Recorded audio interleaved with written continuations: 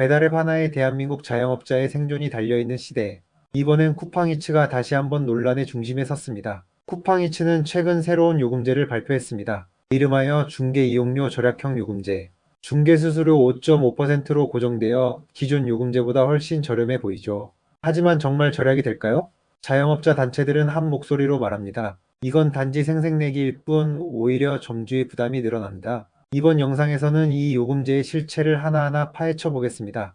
그리고 왜 이 제도가 자영업자에게 불리할 수밖에 없는지를 사례를 통해 보여드리겠습니다. 먼저 요금 구조를 살펴보죠. 기존의 상생요금제는 매출에 따라 중개수수료가 2%에서 7.8%로 달라지고 배달비는 보통 1,900원, 3,400원 선이었습니다. 그런데 이번 절약형 요금제는 중개수수료가 5.5%로 고정됩니다. 한눈에 보기엔 확실히 저렴해 보이는 구조죠. 하지만 여기엔 한 가지 큰 차이점이 있습니다. 바로 모든 배달비를 점주가 전액 부담해야 한다는 점. 즉, 플랫폼은 수수료만 받고 라이더 비용은 점주가 책임져야 합니다. 이 구조 어디서 많이 들어보지 않으셨나요?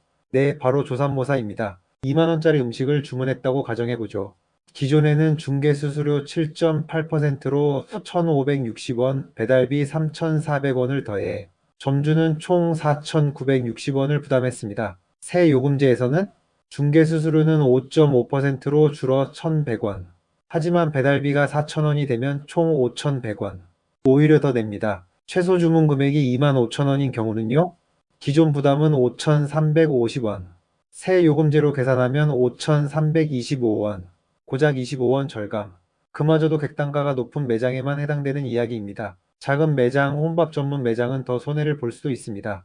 공정한 플랫폼을 위한 사장협회 전국가맹점 주협의회 참여연대는 이 요금제가 절약형이 아닌 절약 없는 절약형 요금제라고 비판합니다. 이들은 이렇게 말했습니다. 쿠팡이츠는 자신들의 부담만 줄이고 입점업체의 비용을 떠넘긴다. 겉으로는 선택권을 강조하지만 실제로는 기만적이다. 또한 이 요금제는 윤석열 정부의 상생협의체에서 이미 한 차례 반려된 바 있습니다. 플랫폼이 말하는 수수료와 배달비는 언제나 분리되어 설명됩니다. 하지만 점주 입장에선 총 부담 비용이 핵심이죠. 문제는 쿠팡이츠가 아직 실제 배달 비용을 공지하지 않았다는 것.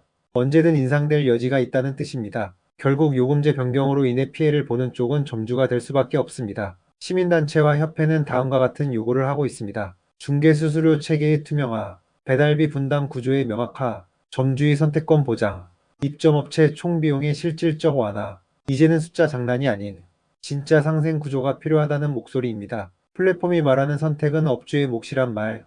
이 얼마나 편리한 책임 회피입니까? 실제로는 선택의 여지가 없는 구조 속에서 당신이 선택했으니 당신이 책임져라는 말과 다름없습니다. 소비자도 알아야 합니다. 우리가 누르는 배달 주문 하나가 누군가에게는 하루 매출을 결정짓는 무게라는 걸.